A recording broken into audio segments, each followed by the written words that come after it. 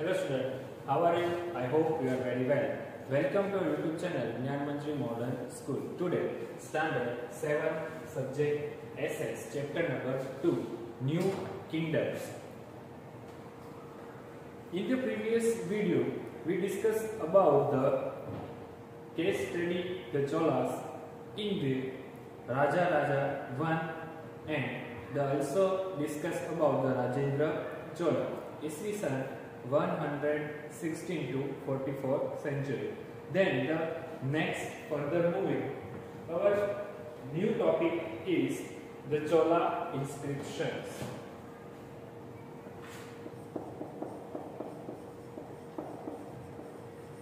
The Chola inscriptions.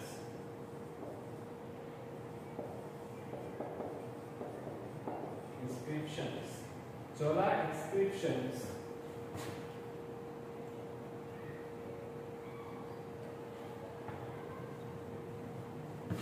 here the main source of information about the Chola dynasty are the numerous Chola inscriptions. मतलब कि ये Chola inscriptions क्या है, तो ये किसके बारे में है, तो the main source of information मतलब कि माहिती लेने के लिए सबसे मेन स्रोत माना जाता है किसके बारे में, तो चोला डेस्टिनी मतलब कि चोला वंश के बारे में सबसे ज्यादा इंफॉर्मेशन निकालने के लिए the numerous Chola inscriptions.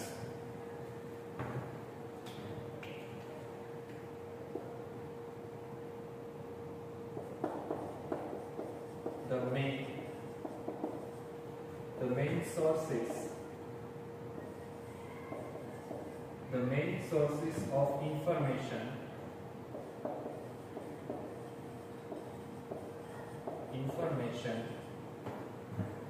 about the Chola, about the Chola dynasty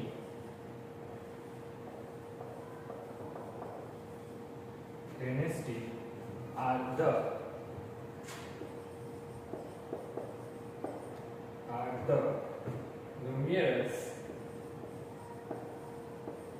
numerous Chola inscriptions.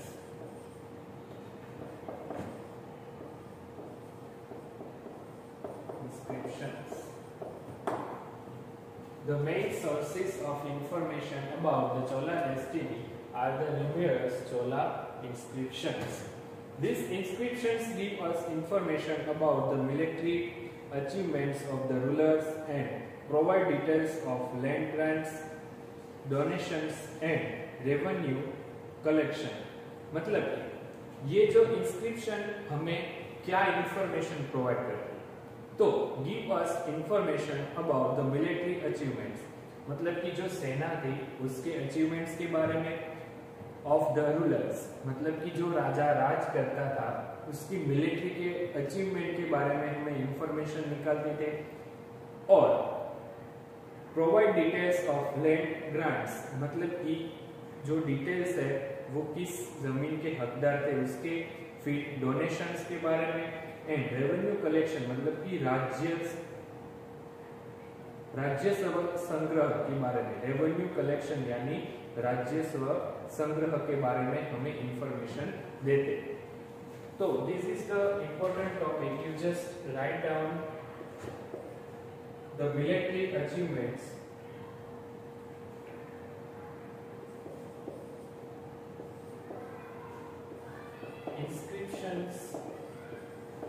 inscriptions give us information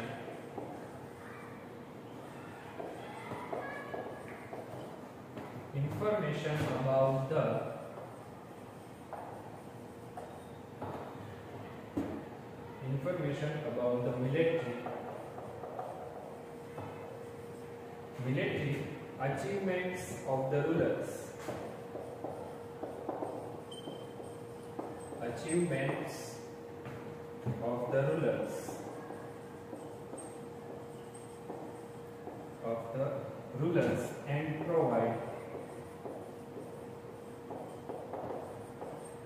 And provide details of details of land grants,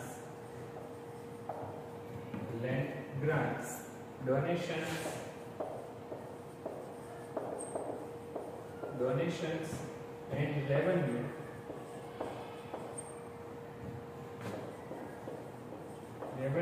collection.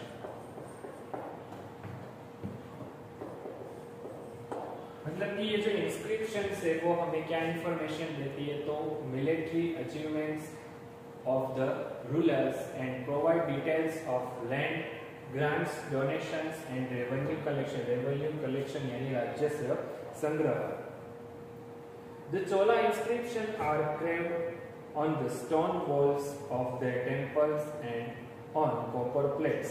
मतलब कि ये जो चोला इंस्क्रिप्शन है वो स्टोन वॉल्स मतलब कि पत्थरों में जो कुछ लिखा होता है इसके बारे में,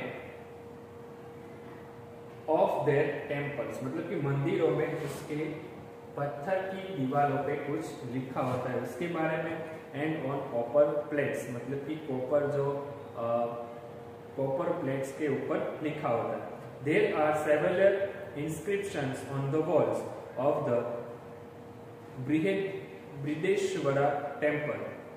So, an inscription on the walls of Brihadeshwara temple. You can see that this is the picture in your page number 27. So, easily understand what I am saying is just these are several inscriptions on the walls of the Brihadeeswara temple. मतलब कि ये जो चोला वंश के जो Brihadeeswara temple है उस पे दीवारों पे कुछ लिखा होता है. Which gave us details of the achievements of Raja I. मतलब कि ये जो बृहदेश्वरा टेम्पल पर जो पत्थर पे लिखा है वो हमें क्या डिटेल्स देती है, तो अचीवमेंट्स ऑफ राजा I. मतलब कि ये जो हमने पिछले वीडियो में हमने देखा था कि राजा I के बारे में वो उसके अचीवमेंट्स के बारे में बताते हैं. And the land grants given by his mother and sister मतलब कि ये जो जमीनें जो उसको मिली थी given by his mother and sister से उसे जमीन भी मिली थी उसके बारे में भी. Other inscription tells us about functions of village, assembles, crafts, trade guilds and trade. मतलब कि ये जो other inscriptions है वो हमें किसके बारे में बताते हैं, तो functions of village, assemblies यानी ग्राम सभा जिसे हम क्या कहते हैं ग्राम सभा, crafts, trade guilds यानी व्यापारी मंडल और ट्रेड यानी व्यापार जो है वो हमें अदर इंस्क्रिप्शन से वो हमें इसके बारे में बताते हैं. विलेज असेंबल्स यानी ग्राम सभा के बारे में, क्राफ्ट्स के बारे में, ट्रेड गिल्ड्स यानी व्यापारी मंडली के बारे में और ट्रेड यानी व्यापार के बारे में. व्हेन अ टेम्पल और अ ब्राह्मण receive land grants from a ruling king मतलब कि ये जो टेम्पल जो है व्हेन अ टेम्पल और अ ब्राह्मण रिसीव लैंड मतलब कि राजा से जब ये ग्रांट पे टेम्पल जो है वो लेते थे तब there were recorded on copper plates and the copper plates were given to those who receive the grant. मतलब कि राजा जब ब्राह्मण लोगों को जो टेम्पल जो वो ग्रांट करते थे मतलब कि दान में देते थे तब उसके रिकॉर्ड जो थे वो किस पे रखे जाते थे, कॉपर प्लेट्स में उसके जिसको ये मंदिर ग्रांट में दिया है उसका नाम लिखा होता था. मतलब कि this were recorded on copper plate were given to those who receive the grant. Copper plates were also used to write about important events, conquests of kings and people. मतलब कि ये जो कॉपर प्लेट्स जो होती है वो किसके लिए होती है, तो राइट अबाउट इंपॉर्टेंट इवेंट्स मतलब कि कई सारी फॉर द एग्जांपल जब आपकी वाली मीटिंग मतलब कि पेरेंट्स मीटिंग होती है तब हम बोर्ड पे लिखते हैं कि वेलकम टू पेरेंट्स मीटिंग. मतलब कि इंपॉर्टेंट इवेंट्स मतलब कि जब इंपॉर्टेंट इवेंट्स होते थे तब ये कॉपर प्लेट्स में भी लिखे जाते थे. या फिर कोई कॉन्केस्ट हो ऑफ किंग एंड पीपल, मतलब कि राजा और प्रजा के बीच में कोई बातचीत हो रही हो तो भी इसमें लिखते थे। Copper plates were strung together on views ring with royal seal attached to it. मतलब कि आप देख सकते हैं कि जब भी कोई गवर्नमेंट कोई रूल्स मतलब कि रूल्स देती है तब उसके नीचे गवर्नमेंट का जो सिंबल होता है वो होता है। वैसे जब गवर्नमेंट नहीं थी तब राजा जो है उसके रॉयल सील अटैच होते थे। The copper plate inscription were found incidentally by farmers ploughing their fields और इन एप्रोनेट हाउस और बिल्डिंग्स। मतलब कि ये जो कॉपर प्लेट इंस्क्रिप्शन है वो वेर फाउंडली इन एक्सीडेंटली, मतलब कि अचानक ही मिल गई थी, bye farmers ploughing their fields, मतलब कि जब वो खेती करने के लिए जब अपनी जमीन को खोद रहा था तब उससे ये कॉपर प्लेट जो है वो हमें मिली थी। एब्रोनेट्स मतलब कि परिव्यक्ति, हाउस ऑफ बिल्डिंग्स मतलब कि वो घर के क्षेत्र में, मतलब कि जब वो फार्मिंग कर रहा था तब वहां से हमें कॉपर प्लेट्स मिली थी।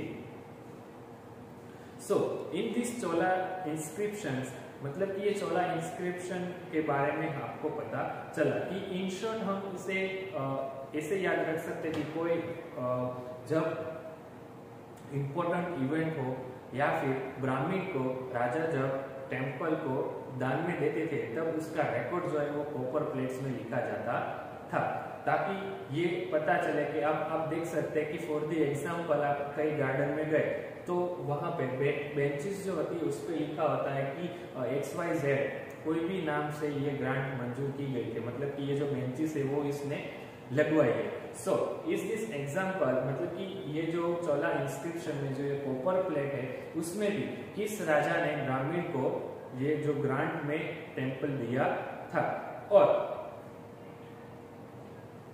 मतलब कि कौन राजा था जो राज कर रहा था, वो सारे रिकॉर्ड्स कॉपर प्लेट्स में हुआ करते थे। और उसके साथ साथ रॉयल किंग, मतलब कि जो राजा था उसका स्टैम्प भी साथ में लगा होता था, royal seal attached to it.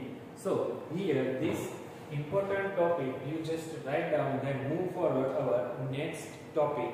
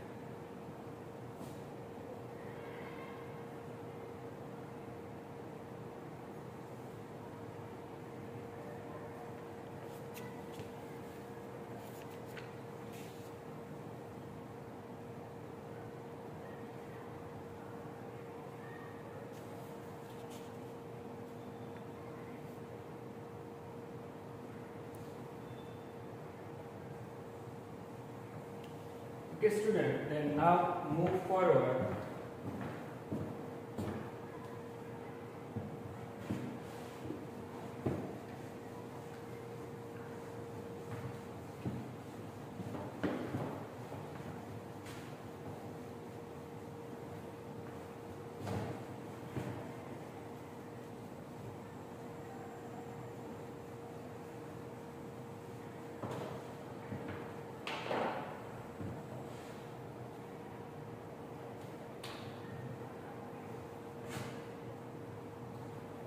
The next topic is what do the inscriptions say? Inscriptions say? What do the inscriptions say?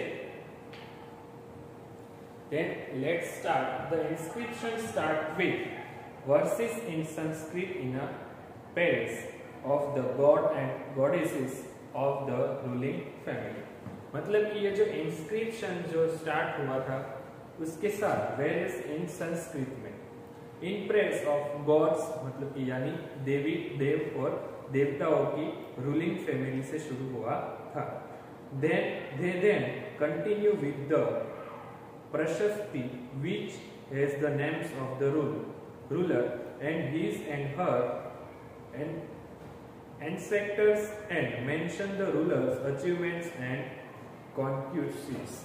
यानी मतलब कि ये जो इंस्क्रिप्शन जो स्टार्ट हुआ था जो विद संस्कृत देवी देवताओं के रूलिंग फैमिली के साथ दे कंटिन्यू मतलब कि फिर से चलता आ रहा है. For they then continue with the prashasti मतलब कि ये जो कंटिन्यू किया था वो था प्रशस्ति which has the name of the ruler मतलब कि ये एक राजा का नाम है प्रशस्ति. And his and her ancestors and mention the rulers achievements मतलब कि उसमें ये इंस्क्रिप्शन में उसने अपने रूलर अचीवमेंट्स मतलब कि राजा के द्वारा जो अचीवमेंट्स प्राप्त हुए थे वो उसने साथ में लिखा था.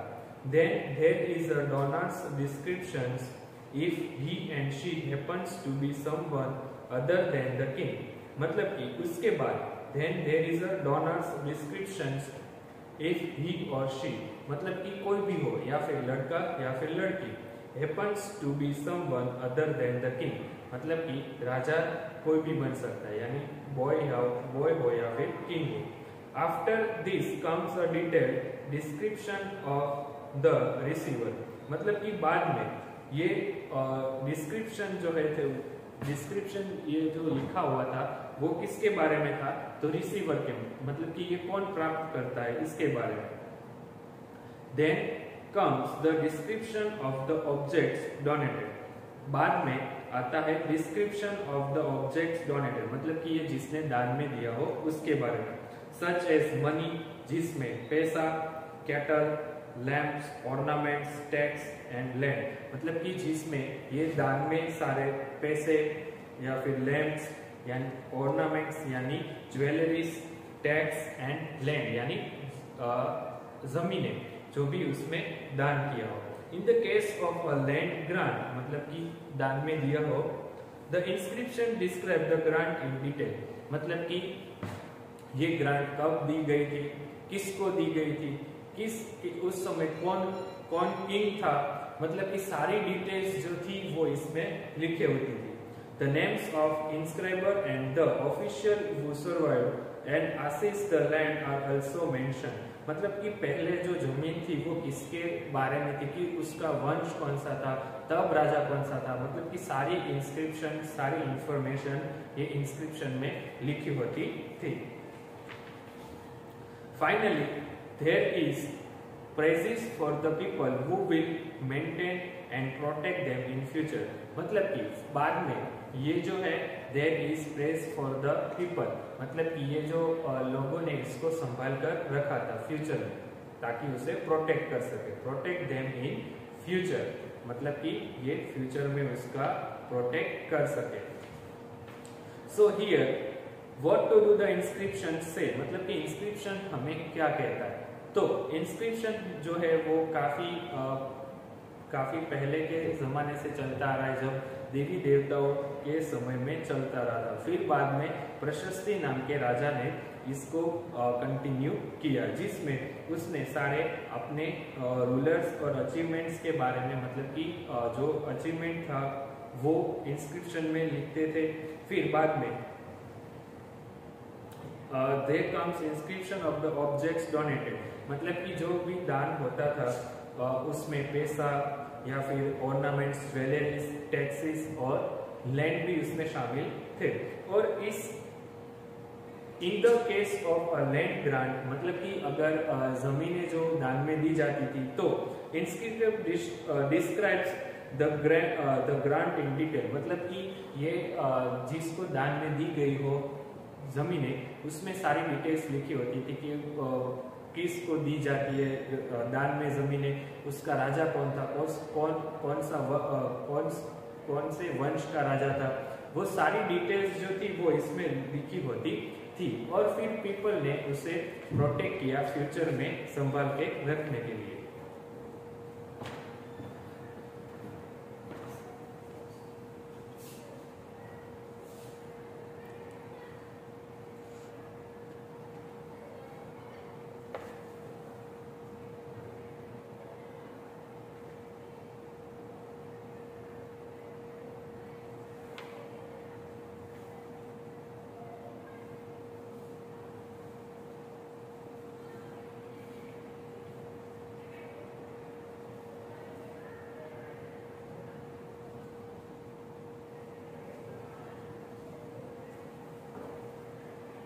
फिर बाद में आता है next topic, temples and bronze sculptures.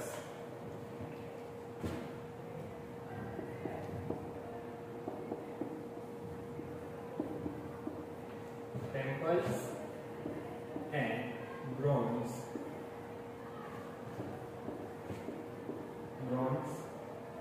Sculptures. Temples and bronze sculptures यानी मंदिरों और ब्रॉन्ज स्कल्पचर्स यानी मूर्तियां, देवी देवताओं। The Cholas build magnificent temples and are well known for their bronze sculptures. मतलब कि ये जो चोलास वंश है उसने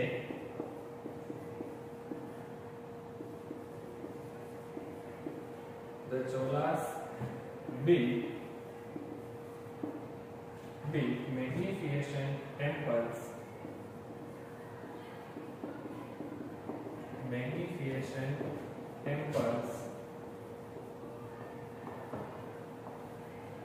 and are well known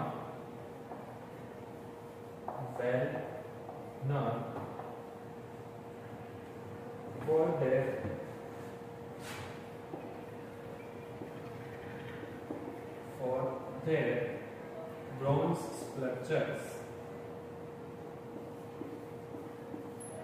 bronze sculptures.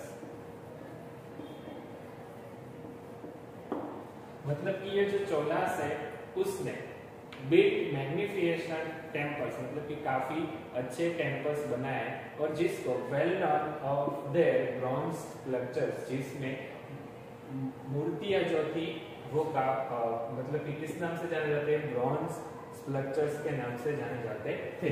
The Brihadeeswara temple and the temple at Gangaikonda Cholapuram are fine specimens of Chola architecture. मतलब कि दो जो टेम्पल है वो the Brihadeeswara temple,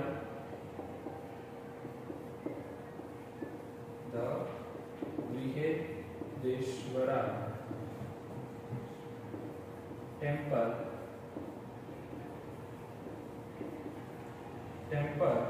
and the temple at, मतलब कि ये जो टेम्पल है वो कहाँ पे है, and the temple at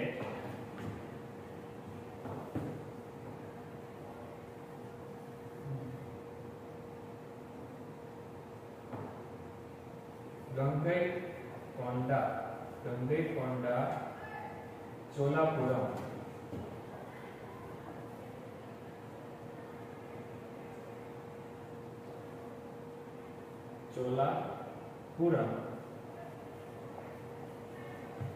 Gangaikonda Cholapuram, वहां पे ये बृहदीश्वरा टेम्पल जो है वो स्थापित है। आर फाइन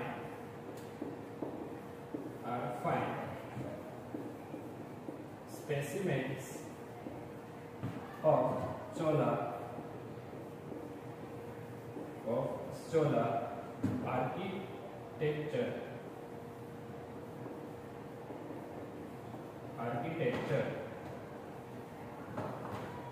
मतलब कि ये जो बृहदेश्वरा टेम्पल जो है वो कहाँ पे है, तो Gangaikonda Cholapuram are fine specimens of Chola architecture. मतलब कि ये चोला वंश के सबसे बेहतरीन टेम्पल में से एक है बृहदेश्वरा टेम्पल, जो गंगईकोंडा चोलापुरम में स्थापित है। Life during the Chola period centred around the temple. मतलब कि पूरे लाइफ दरमियान चोला जो टाइम पीरियड था सेंटर्ड अराउंड द टेम्पल, मतलब कि मंदिरों में ही रहते, मतलब कि मंदिरों से उसे काफी लगाव था। Its construction and maintenance offered job to a number of people. मतलब कि ये जो कंस्ट्रक्शन जो वो बनाते थे तब तो and mention offered job to a number of people. मतलब कि अगर आप देख सकते हैं कि अगर कोई भी काम चल रहा हो, अगर आप उसमें काबिल हो तो आपको उसको ऑफर करें, तो अगर आपको पैसे भी मिल जाएंगे और जो है वो बांधकाम भी पूरा हो जाएगा, मतलब कि कंस्ट्रक्शन जो है वो भी खत्म हो जाएगा। So here the Chola it construction the maintenance offered jobs to a number of people. Each temple paid its own priests, musicians, dancers, florists, cooks, carpenters, sweepers, potters, gardeners, washermen and others. मतलब कि ऐसा नहीं था कि आप देख सकते थे कि पिछले साल में, मतलब कि कई साल पहले हमारे कास्टिज्म काफी बड़ी थी। मतलब कि तू छोटी कास्ट का है, मैं बड़ी कास्ट का हूँ, तो मैं तुझसे छूऊंगा भी नहीं, देखूंगा भी नहीं, तेरे घर पानी भी नहीं पीऊंगा। तो वे सब आपने देखा होगा कि वे पहले काफी था। पर यहाँ पे जो चोला वंश जो थे वो सिर्फ अपर कास्ट को ही काम पे नहीं रखते थे, तो वो हर एक व्यक्ति को जो है वो अपने काम पे रखते थे। फॉर द एग्जाम्पल म्यूजिशियन हो, चाहे डांसर्स हो, फ्लोरिस्ट हो, कुक्स हो, कारपेंटर्स हो, स्वीपर्स हो, पोटर्स हो, गार्डनर्स हो या फिर वॉशरमैन हो, मतलब कि सभी को वो काम पे रखते थे। डिफरेंट टाइप्स ऑफ कार्टवेयर प्रोड्यूसेस हियर। मतलब कि यहाँ पे काफी सारे डिफरेंट टाइप्स ऑफ क्राफ्ट्स, मतलब कि काफी सारे कास्ट जो थी वहाँ यहाँ पे रहते थे। Religious, social and cultural function were held in the temple premises. मतलब कि यहाँ पे रिलीजियस या फिर सोशल या फिर कल्चर फंक्शन जो होते थे वो इसी टेम्पल में हुआ करते थे। Schools, colleges, hospitals also grew around this temples. मतलब कि ये मंदिर में, मतलब कि स्कूल्स होती थी, कॉलेज भी होती थी और यहाँ तक कि हॉस्पिटल जो है वो भी मंदिरों में होता था। Thus we see that the temple was not only a place of worship but also is sponsored और social, economic and culture life. मतलब कि ये सिर्फ खाली, मतलब कि ये जस्ट सिंपल टेम्पल नहीं था। मतलब कि यहाँ पे आपको देख सकते हैं कि कॉलेजेस, स्कूल्स, हॉस्पिटल्स, ये सब जो है वो टेम्पल्स में हुआ करते थे। और यहाँ पे इस पे centre of social, economic and culture life. The Chola bronze sculptures are some of the finest in the world। मतलब कि ये जो ब्रॉन्ज स्कल्पचर्स जो है वो पूरे वर्ल्ड में काफी फाइनेस्ट, मतलब कि सबसे सुंदर माना जाता है। The blacksmith and made bronze images of details as well as devotees। मतलब कि ये जो ब्लैक स्मिथ ने बनवाया था bronze image of details as well as devotees। मतलब कि ये ब्लैक स्मिथ ने बनवाए थे ब्रॉन्ज इमेजेस।